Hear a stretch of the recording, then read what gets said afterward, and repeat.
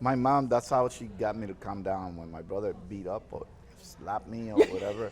I wanted to fight back. I was always Yes. like this kid that was co- confrontational, Yeah. and my mom would just, hey, come here, here, hold the scissors, clip here, Oh, clip interesting. here, clip here. Um, So she saw the gardening had a calming effect on you. exactly. So I would That's just so go and interesting. she goes, say a prayer for the plant, like Yeah. say a prayer. Oh, wow.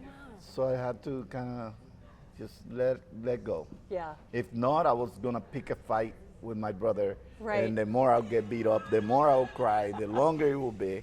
Your mother was wise. Yeah, my mom still is. That is so. So Now you think she's my gardening partner. so? Your mother is? Yeah, Oh, does we she are- come and help you in Oh, your well, yard? my mom is a firecracker. Yeah, yeah, yeah. Yeah. We're all set. Is she really? And what's your favorite thing to grow? Roses. Is it the roses? Roses Wow. and veggies. My mom, Beautiful. you know, my mom loves to cook organically.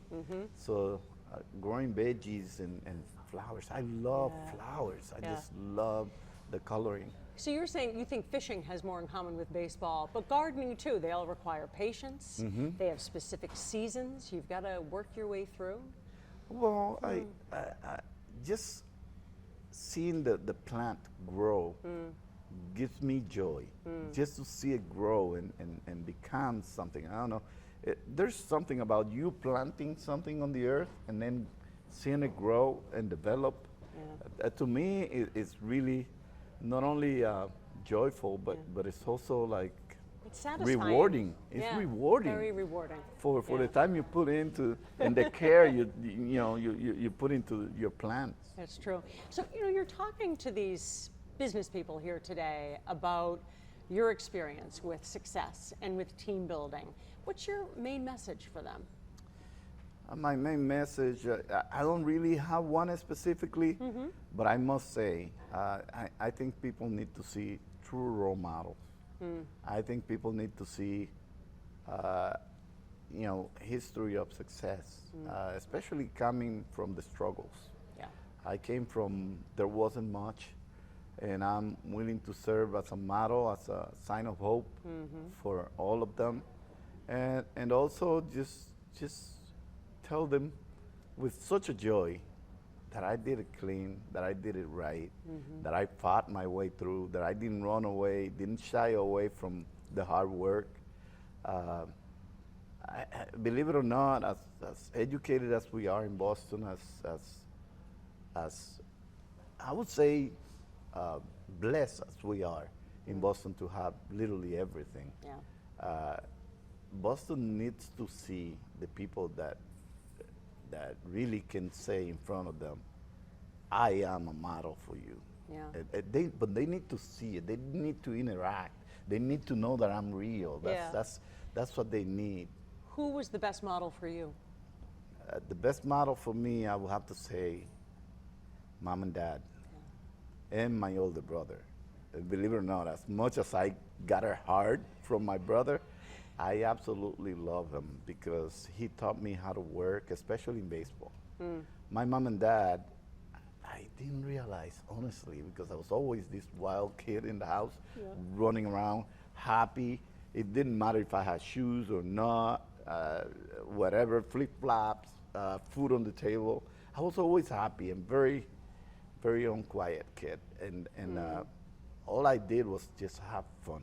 After school, I couldn't wait to get my homework done, to just be out there, climbing a tree, doing something. And they created a loving atmosphere for you. Yeah, they did, but believe me, I didn't realize how hard it was Yeah. for the two of them, supporting 6 kids, sending them to school, teaching them how to love each other and respect each other,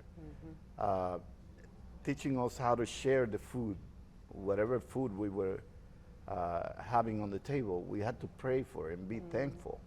And those 2 role models, not having much, raising 6 kids, I never thought it was so hard. Right.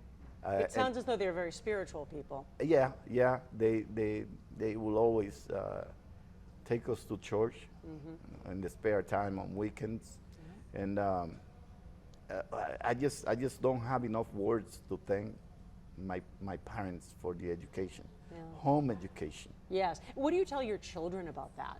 I just tell them to be humble. I try to lead by example.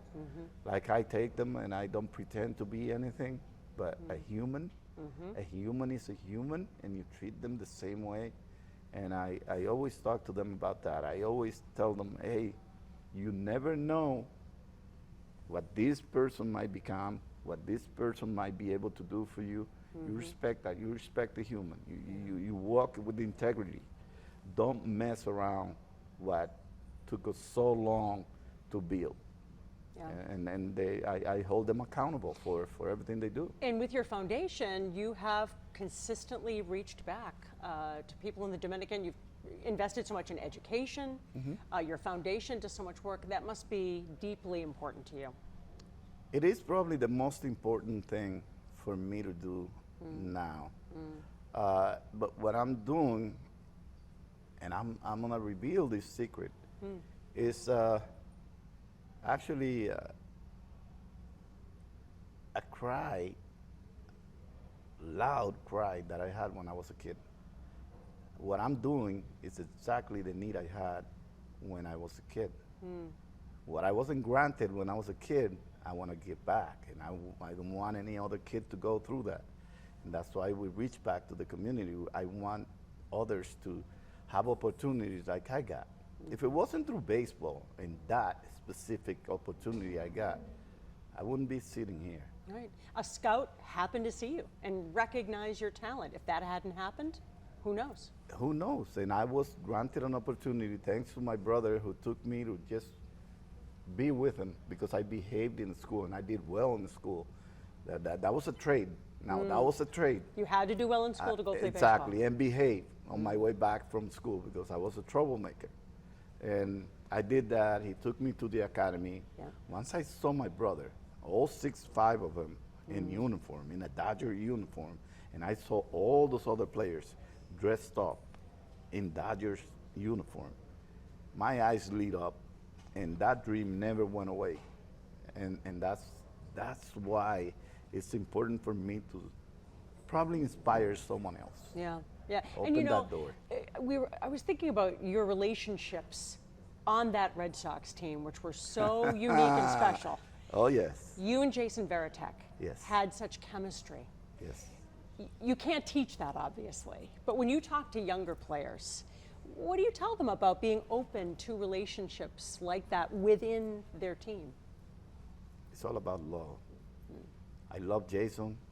Jason loved me. Very different persons.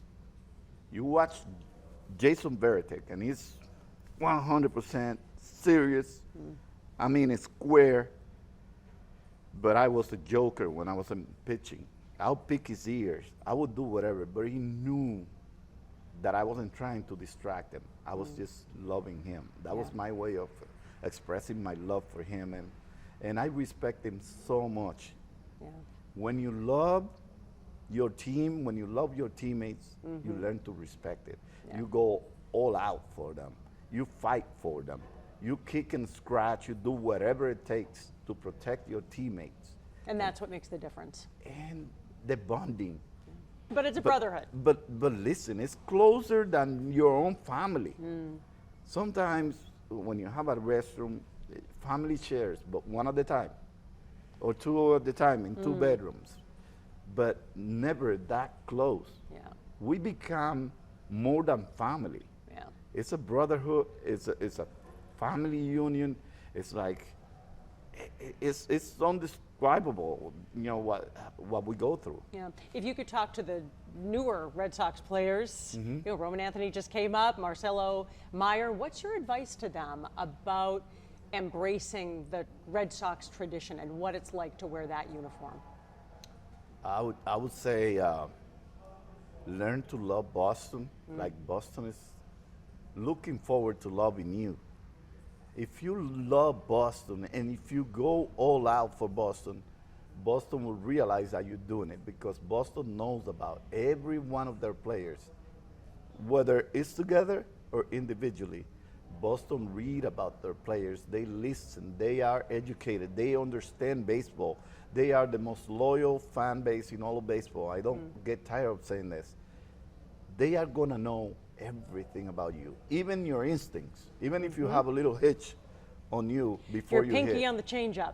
Exactly. Right? Right there. Right down to that. Right there. They would know all that. Yeah. So and that really is love and respect. love and respect. So From the you're going to fans. have to learn to love Boston, and I'm glad they're homegrown kids, so that they have the pride to represent Boston like I did. I wasn't really a homegrown player, but man, as soon as I saw more than 200 people waiting for me at the gate at Logan Airport, I said, this is a special place, because I was in Montreal and nobody knew about me, I thought. But Yeah. I guess Boston really was expecting to have someone like me come over.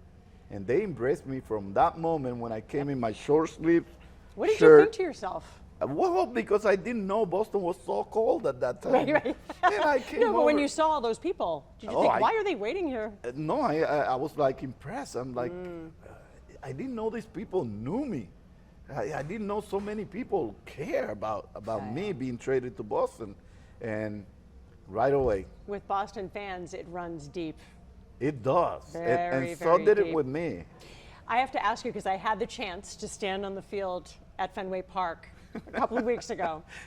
When you think about, if you could explain to someone, you talk about the most passionate fans in baseball, when you're on the mound in the middle of Fenway Park, and it has such an unusual shape, Yeah. and the crowd is right on top of you, what is it about Fenway Park specifically?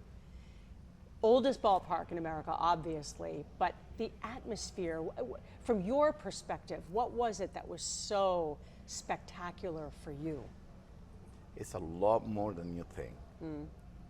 For me, it was the history. It was the challenge.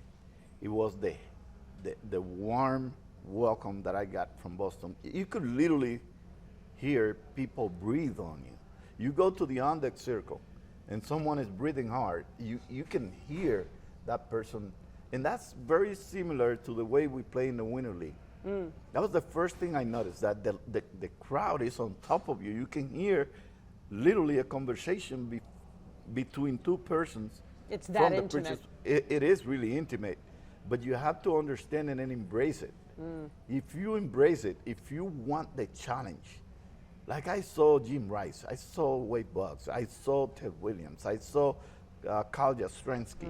I can name Roger Clemens, names, and Dwight Evans. All of those guys go through 86 years of suffering, and they didn't pull it off. And then I'm blessed. And filled Fenway Park year after year, After year, every after season, year, no matter what. heartbroken every year. And I Yeah. was part of the 03 team Oh yeah. that lost it in that famous Game 7 in New York, and I was on top of that bump, and I could do something about it.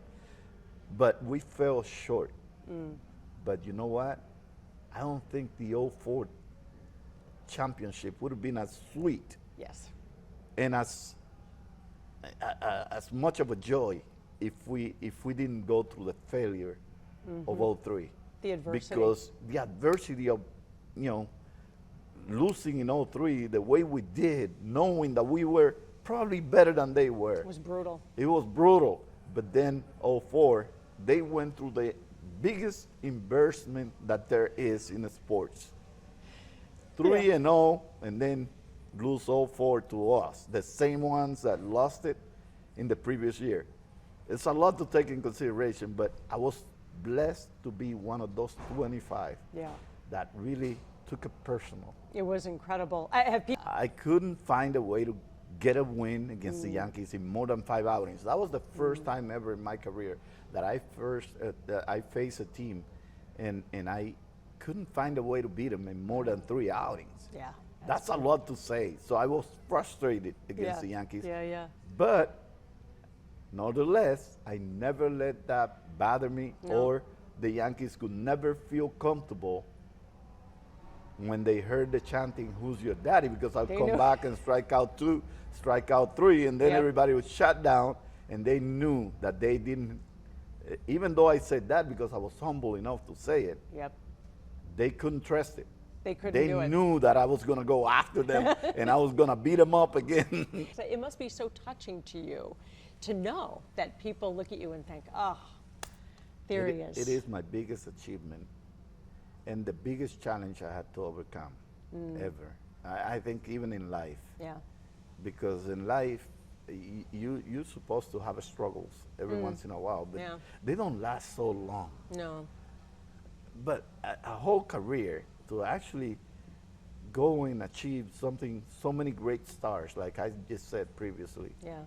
could not achieve. Yeah. And you are the one on top of that bump doing something about it, and you're proud of it, and you become this legend in Boston that will never be erased from the history of Boston. It's the ultimate victory. It's like my reward for all the suffering.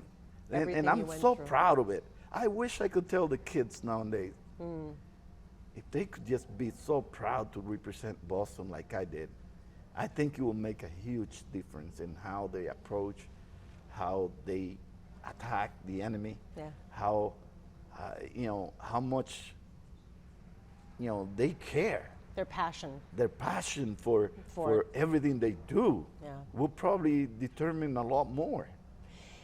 And I think it's so interesting you've talked about with your foundation and giving back in the Dominican Republic, you don't want it to be just about baseball. No. That you want people, I know you were on Capitol Hill, you met with members of Congress who were from the Dominican Republic. What's your message to young people coming here to start a better life in the U.S. right now? First of all, be grateful. Respect that you're in a different country. Honor what you do. Represent your country right.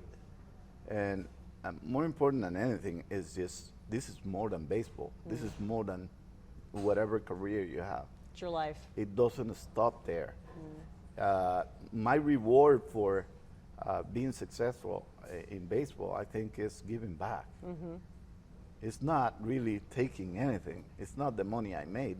It's being in position to give back, to give others opportunities that you got, Yeah. I got.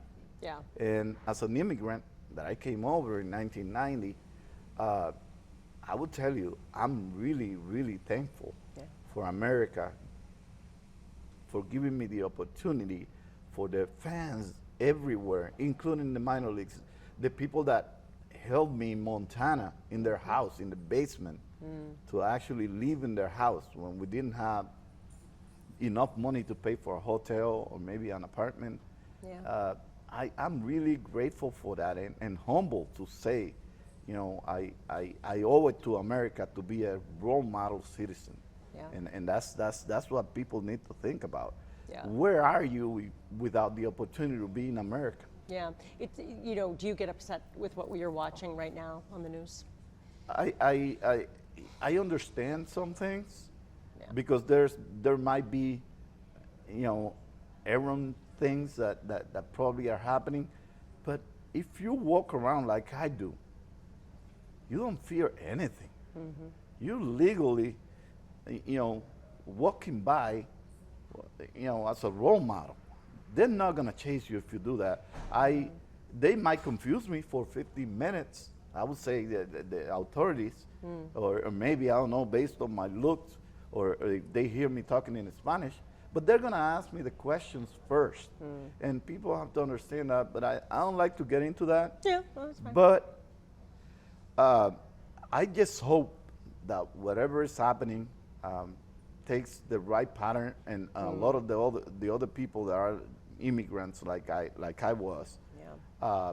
can actually do exactly what I did, which is honor America, respect your job, respect the citizens, be a role model citizen so that we don't have that in between whatever authorities and us. Yeah.